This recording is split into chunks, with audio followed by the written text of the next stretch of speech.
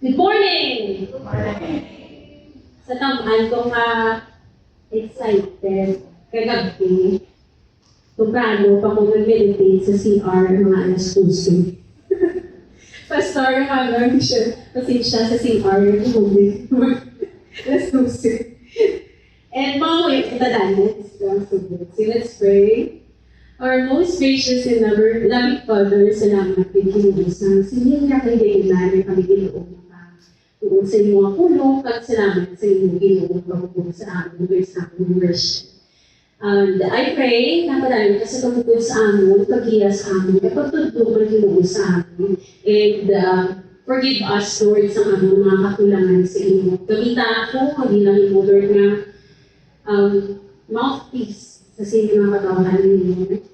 Tagay ang nasa-tagsa sa aming sumedra, yung magamit namin, Lord, para mas pinsihan namin yung mga kulong. Tagay ang tagsa-tagsa sa aming sa tagipusuot nga may arak sarang na magbatong sa tulong, Lord, na nagpapaubusin ka sa tagsa ng mga kaugaling.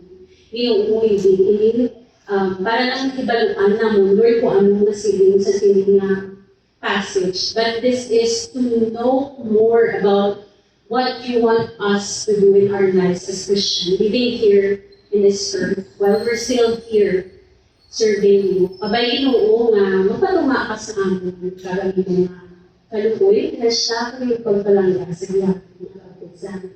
And so we pray in Jesus' name. And, sorry, wala ko actually gapisa, wala ko na-imagine na makatidog ko na rin Last ko na rin natidog, it was 2013. Ay, sorry, 2015 rather. Imagine na sobra pulo, katubig. Kaya wala ko na rin katidog, mag-share sa pulo. Supposed to be in the, wala ko plano. Nga balik sa sinatubig. Ay, napreparan ko na nga ang passport. Napreparan ko na ang test na training na ko.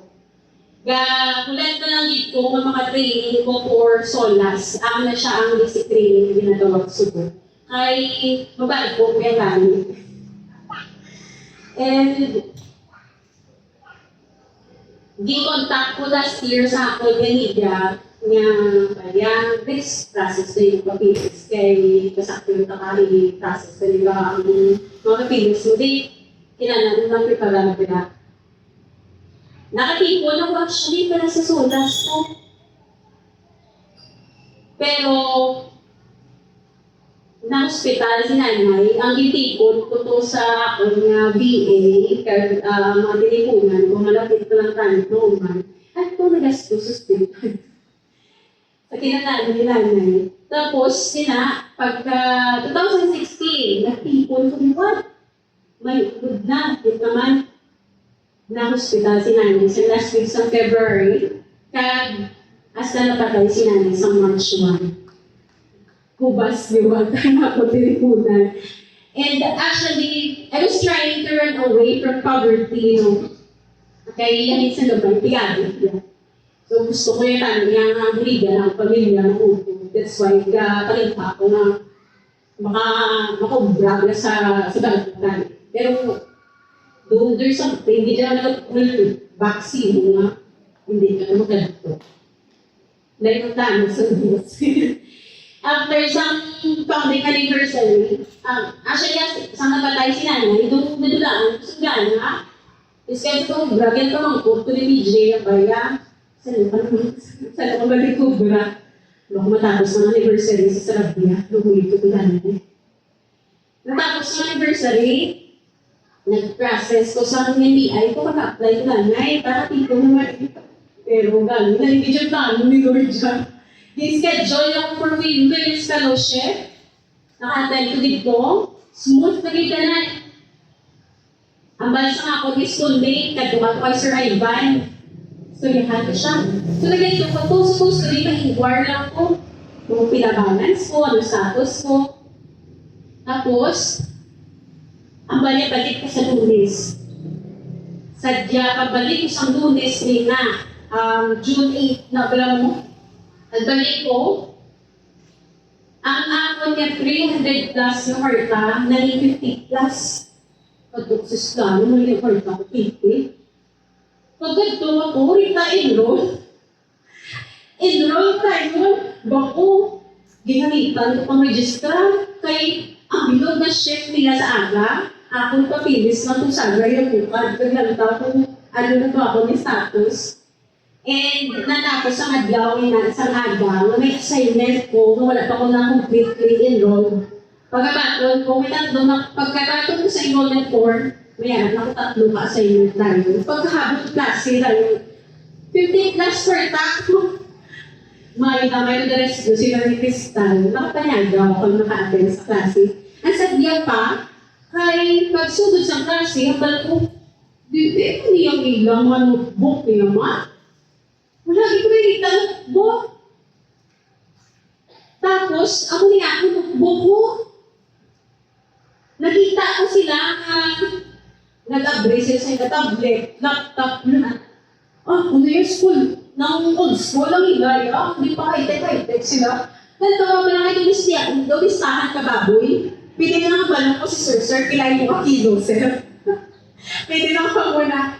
Pero, nakaabot siya, kumalang si Behuya, pero wala ang kapal na. Iswiga kayo.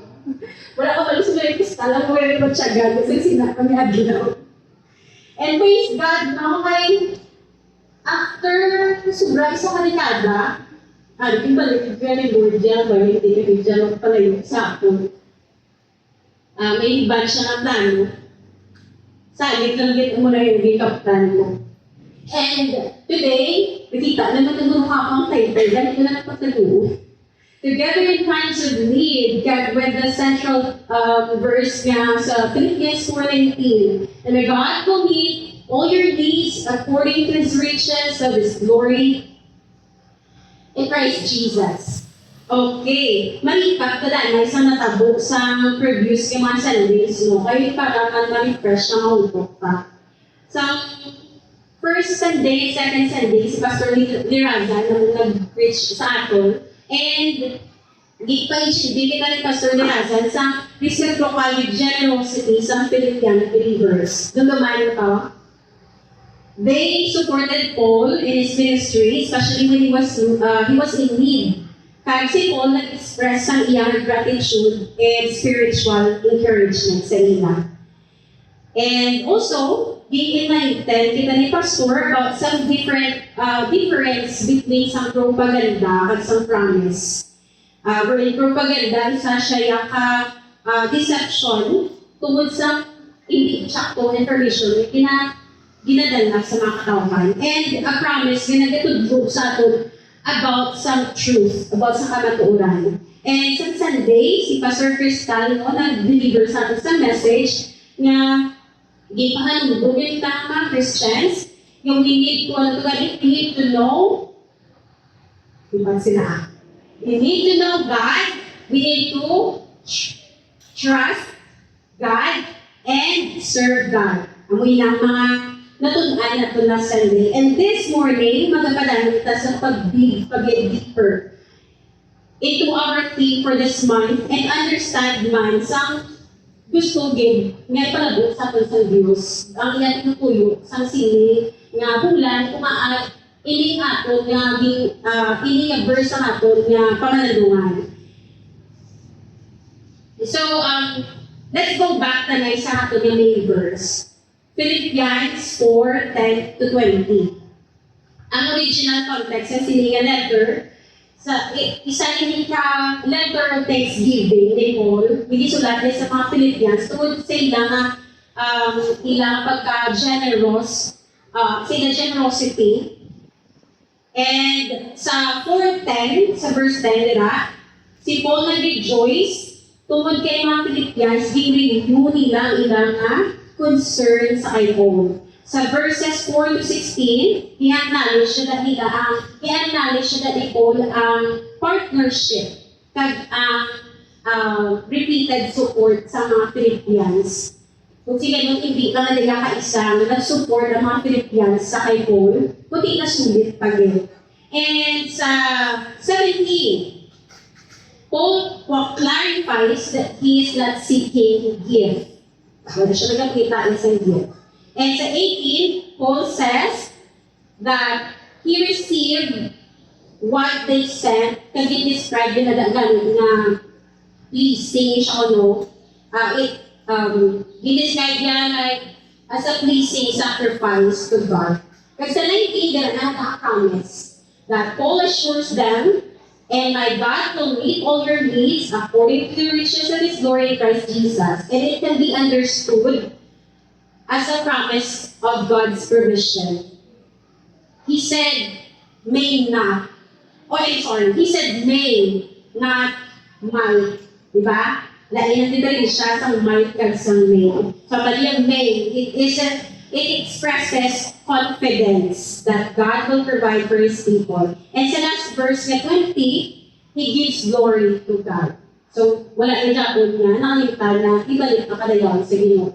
So, last Sunday, kung natutuman ninyo, ipakita ni Manay Crystal ang itsura sa prisuhan sa una. Natutuman niyo, diba? Pero buwan lang ito sa prisuhan na nakita sa Sunday. So, buong medyo malantaw na sa sulod. And, salamat sa flipper. Subong niya, gusto ko ipaliman sa inyo na may aras sa duwa ka types of imprisonment experience si Paul. One is house arrest. Hindi siya actual na kwan na picture has house arrest kaya tabo kay Paul na kaya patuba ng kamera sa muna. So, arada, hindi kitao, dapat pera na siya. Pero hindi kitao. So, explain na lang na later on. The next one is the Mamertine Prison. Ginakaangay na siya sa ginatawag na dungeon. Kita rin ang sabi ko nga, sorry, natulog ka mo. Pasmado. So, may buwan sa ito nga, diralagin na agi ang ano na naging sulod sa prisuan, hindi pa kita na Crystal Tande. Okay, pero yung nakuhaan ng example, that's just an example. So, may kita ang sa isa ka movie, sa isa ka lalaki, wala sa sala, pero may priso siya. Ang ang story is, nalipay ko actually sa title, pero namin na siyang story. May nag-dira siya, ang isa katigulang, nga dawig na sa prisuhan. Nag-encourage na siya sa sinakatigulang na mag-big. Kaya para makapalagyo sila. Kaya may pa-out na sila ng God or treasure. So ang image na sinakang movie is kaangay may bubo na diragi na pala-lusot ang priso, yung priso nila. Kaya para sa dalong, dito siya, imagine mo lang dito, bintana, init-init. And may ari ako dili nga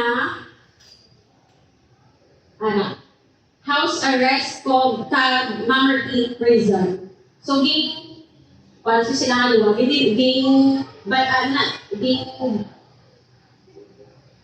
difference sila nga luwag, itunan ko ina. Sa time nila, ang house arrest ni Paul, it was AD 60 to 62.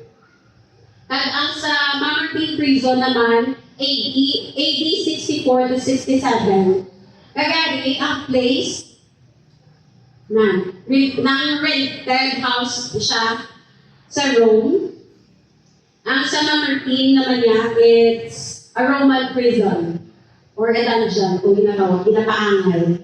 So when it comes to freedom naman niya, house arrest, makatidbo kaya si Pablo, makasulat pa siya. May visitors pa saya.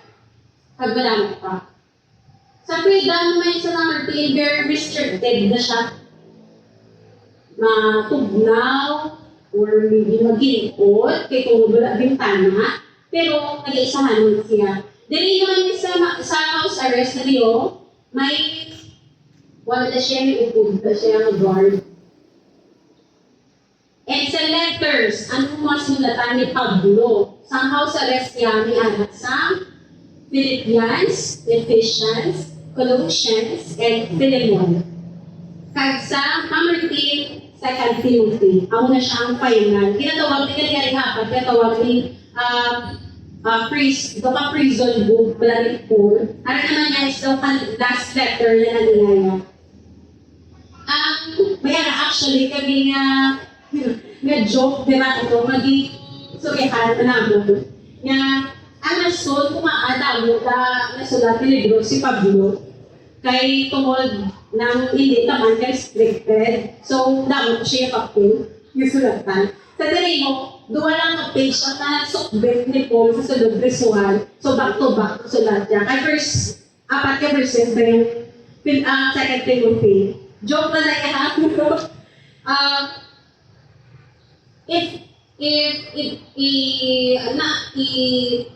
Lantapunta ni Perisha ni mga duwa, kanayugid, sa isa na sulat, dara ang part, diriya isa lang gid. And when it comes to the attitude naman, ang balik ko sa Philippians 1:21, to live in Christ. May sugbo na natira. And sa may number 3 naman niya, I have fought the good fight. 2 Timothy na chapter 4, verse 7. Di-explain na ni Paul na sa may house arrest, he explained that his imprisonment had actually helped him advance the gospel. Willing siya to live or die to God's purpose. So maya nang wala na pa na din na feel yung nagpapan na siya. Pero sa mga intention nila, dila na din na siya galing nito yung final journey na nila. That's why we wrote the last letter. And what it was like to be in prison. Kung kamo yung pasobo, yung mga matsyagan. Ang matsyagan, ang mga kamuya yun, kaya piso kayo. Ang matsyagan na sa isang kahuya, kabansyad ka, isang kasubo, may siyempre, hindi ko kung gamilya nyo. Kasubo, possible hopelessness. Pero sa kay Polo, what it was like, when he was arrested, or siya sa house arrest, kag sa dungeon. By the way, sa Acts 28:16 at sa 30, no, describe na kung ano ang house arrest or sa diin. It was his own rented house. Sa Banya sa 16, Acts 28:16, sa pagabot naman sa Roma, tuhutan si Pablo sa pag-istat ng diin ang luyag nila na may isa soldado nga nagabalikan sa ila. Kagamba sa 30, sa sundod sa luha katuit, nagtinir si Pablo sa balay niya ginatilahan. Kaya bato niya ang tanan na nagbisita sa ila. Diba? Pwede open pa siya. And ang hindi nga house arrest, describe hindi as around custodian militaris. Custodian militaris, kaya tungkol naka-kadena siya, connected sa isa Roman guard. Actually, wala specify if sa amot siya naka-connect or sa tiil. Pero, ang natutang ang ilang wrist, it's chained to a Roman guard within 24 hours. Nakita na sa Acts 28. Pag sa prison room naman niya, very restricted siya. And, actually, Martin prison, historically, ginatawag na siya nga Tullianum. Wala ko na butang nila, pero Tullianum. So, sa historical, in ancient Rome, the Mamertine was not used for long-term confinement. So, wala sa ginagamit para sa Malawi kung pagkapriso nila.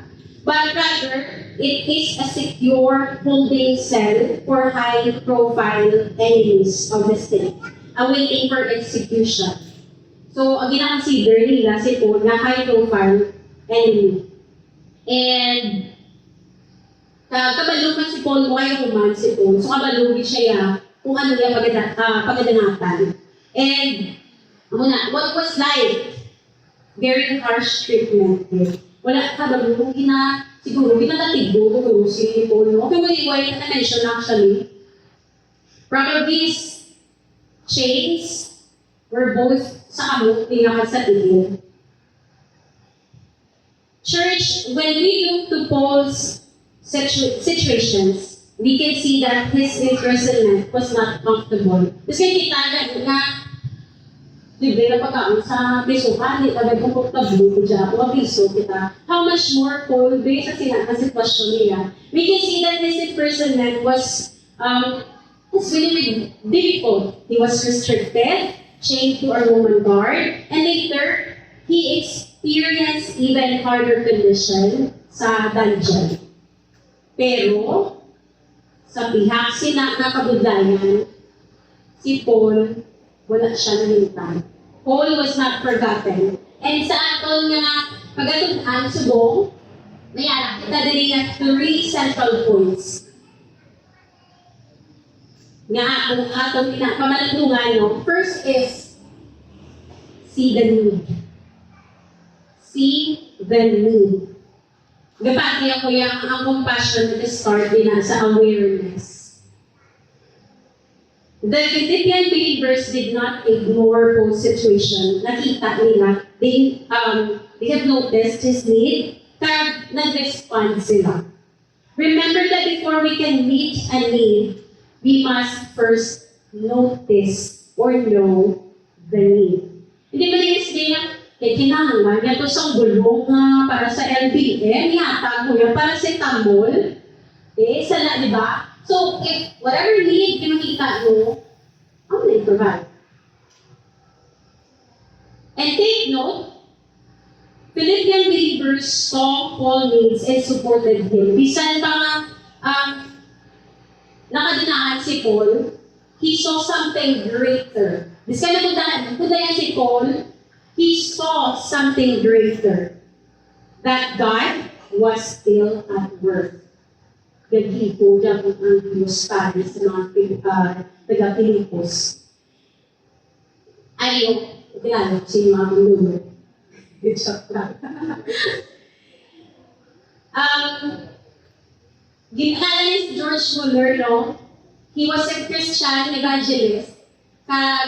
Director siya sa Ashley Down Orphanage sa Brigham England. And this was in year 1800s. At that time, kadang sa mga bataan na nagulahan sa pamilya, sa mga dinikanan. And ang ilang kondisyon that time, it was very difficult man. Terrible condition din sa mga kabataan. But Muller established orphan houses kag nagsugod siya sa pagtatak sa silang mga kabataan. Isang sa adlaw, nagka-prepare lang mga kabataan, prepare naman sila para makapamahaw sila. Tingnan ko itapon. Kung ikaw si Muller, siguro masala ka na rin mo. Pero Muller still gathered them. Imagine, naman lang ng isa. Wala pagkakon. Hindi ko nila mga bata. Gutom na. Kung ikaw, bidya, as in, mga hibig na siguro. Pero, ang attitude ni Muller, ang ininog niya, pagtipon niya sa mga kabataan, he prayed. Nangamuyog siya. And shortly afterward, nag-abot ang pagkakon. May nag-abot na baker. Kaya nag-atag siya sa tinapay. Tapos after na abot naman siya ka milkman. Nagdala siya sa gatas. Hindi mo pinikapi, milkman. Sa gatas.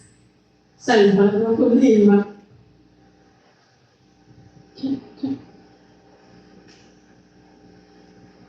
Imagine ka na, wala ka expect si Muller na matabo ito.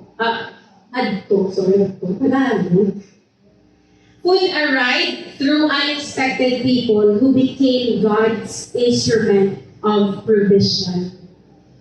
Imagine that. The important lesson in this true life story of George Muller Is it about receiving miracles from unexpected people? The important lesson, mga someone saw the need and they responded. Nakita nila, may nakakita sa kinahanglan. Kaya may action na nagabot.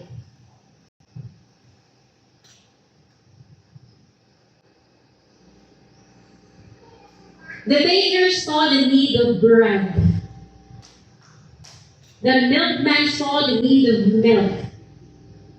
Muller saw the need of the orphans. And behind all of them, Muller recognized God as the ultimate provider. They saw the need. They responded right away. Philippians saw the need and responded to the needs of all. Mga utod, seeing the needs, it leads to action. Paul's circumstances looked like a tiempos muertos sa sinigahulan sa August na ginatawag na tigkirini. People are restricted. Ang mga tao, may mga limited access, kaya syempre, ng nagtigado. May mga limited resources. Kumbaga, hindi ka mapag-gusto. But here, Paul's hands may have been bound, but his ministry was not. His feet may have been restricted, but his faith was still moving. His circumstances were limited, but his God was not. Amen. Seryoso sila. Praise God, praise God. We have brothers and sisters in Christ. May anak kita sa mga kauturan natin na nag-suffer man kaangay si Kevin. Agree ka mo? Amen? Kada mo sa mga kauturan natin nag-suffer just like Paul. What they are praying for is for their fellow Christian to see it. Sabi what? Seeing the need leads to action. Seeing the need leads to action. And I pray that my fellow Christians will be like the Philippian believers na nakakita sa need of others. And here's our next one central point. Share what you have. Mga utod, ang gugma, hindi ka pati, dala ang gugma, mga visible lang through action. Pati ka mo. Love becomes visible through action. Dili ko, ginagawa ko, ang nambalan, ang action speaks louder than words or voice. May, sa isa ka storya, matalian ko, sa isa ka lalaki, pamatalog lalaki, na nagpangaguyag siya sa isa kang babae, and mahuluyan siya katama. Hindi siya nakamisi, hindi siya nakatikab, hipos rin siya, pero hatay siya hula. Ang basang ginagawa pangaluyag ka, nabalila. Iya, maluyag. So, pakita ilang sa action. Tapos sabi na, may sabat yung lalaki. Because nakita yung pagpanangga. Tapos ang bahay sa lalaki, smile din na, bigay yung sabat na ka, pag-smile, wala ka yung ulpo. Ang nga, pinitan smile, hindi siya makabal. Pero joke lang na. Gusto ko lang i-emphasize nila na love, mapakita nila yan through action. And very questionable ang love mo if wala action to online. Questionable ramo. And the Philippines share their resources with Paul. Kung tusod ang church sa Philippines, wala kasi hindi na sila yung mga they were not described as wealthy people. They are not rich, But they shared what they have with Paul. Karami sa nga nagtusuon nila. Their generosity became a practical expression sa kanilang love kasi ilang partnership man sa ministry. Ano ba lang, they may not have everything, but they can always share something. Someone shared last time na natingala siya kuno, nalipat ko si Uto ng balsa ako, natingala siya kuno nga, hindi ba siya mga sa dapat mangga, pero sa langit sa yung mga share yung sa iba, nga nagamit na ko na. Kung sinuto rin ang puno, maaari siya sa dong, salamat, nagamit ko rin. Pero nagpagid ko, pero ang nagtataso ko kung nga, hindi siya magaling. Wala siya sa tanan, pero sarang siya mag-share.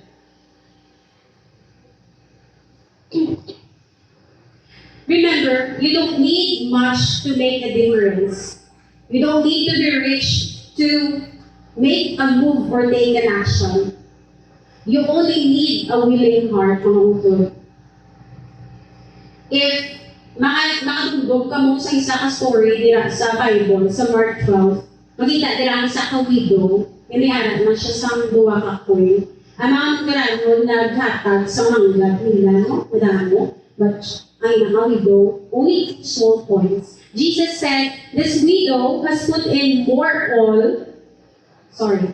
this widow has put in more than all those who are contributing to the offering box. So, we-describe sa na Jesus na mas madamo ang iyang nahatag kumpara sa ito na mga garano na mas dako ang mga inihatag. Why? Because she didn't give based kung ano or kung pila ang iarap siya. She gave from what she had. And sharing what you have is not about having enough to give. It is about being willing to give what you have. And remember, we are the instruments of the true provider. True provider. And here, our last central point is, see God as the source. See God as the source. Do you remember sa story ni Elijah kag sang widow sa path? If hindi nila madumduman, actually hindi na nila siya gakanan sa kabayo sa widow. Pero if gusto nila magbalaan, makita nila sa 1 Kings 17. So there was a severe famine sa land. Ang widow nag-gather sila sa mga sticks para makaprepara sa isang meal. Task meal para sila kagaling sa iyang son. So she told Elijah, I have nothing big, only a handful of flour in a jar and a little oil in a jar. So yung tayo lang isa lang itang handful ng ganyan flour sa iyang suludan, sa iyang oil ng ganyan tayo. Kung saan kung parang she is experiencing the tigiliwi. Last to mo, ang kikon sa kinawan. But Elijah told her not to be afraid and asked her to make a small cake for him first. Kaya after sinagitagaan siya sa promesa, gagaling sa Diyos, ang jar na wala nada, nakaubsan sa flour. Ang jar na wala nada, nakaubsan sa oil. That was the promise. A widow initially saw, I only have little. But God wanted her to see, I have God, or I have a God who is the source. The flour was not the source. The oil was not the source. Elijah was not the source. It was God. Si God. Siya ang ultimate source. Ang tiempos muertos na nakilalaan sa silihan ni Diyos can make us focus on what is empty. The empty wallet, ang bukasan medyo tayo na nakunod, empty opportunities, mga plano. Pero ang Philippians 4:19, nagpapanawagan ko sa atin to look beyond what is empty and see the one who is full. Sino ang one that is full? That is our God. Our circumstances may be limited, but God's resources are not. Bisan pa si Apostle Paul, pinpoint niya mga taga-Pilipos kay God, my God will provide, will supply. Nakita ang pinipit na yung po, nga si God ang ultimate source. That people are the channels, and God is the provider. Paul appreciated what the Philippians gave him, but his confidence ultimately rested in God. My God will supply. People may be the hands to provide, but God is the source behind the provision. Remember what Paul did. He thanked the channel, but he trusted the source. Kanami, ito sa pagka-example ni Paul sa ating as Christians. At may share ako din sa inyo. But before that, yung dumunta na yung 3 central points, no? See the need, share what you have, and see God as the source.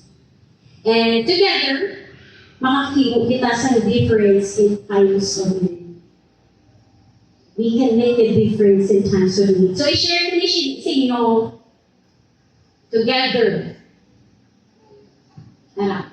Ang gusto ko basa kang T for O for G for E for T for H for E for and R na ara. May na-notice ka mo sa word na together. May sa sari-sari ng color. Kaya, hindi ang ko sila kung sari-sari ito lang individual. Sari-sari ito lang individual. That's why the color, different colors represents us as different person created by God.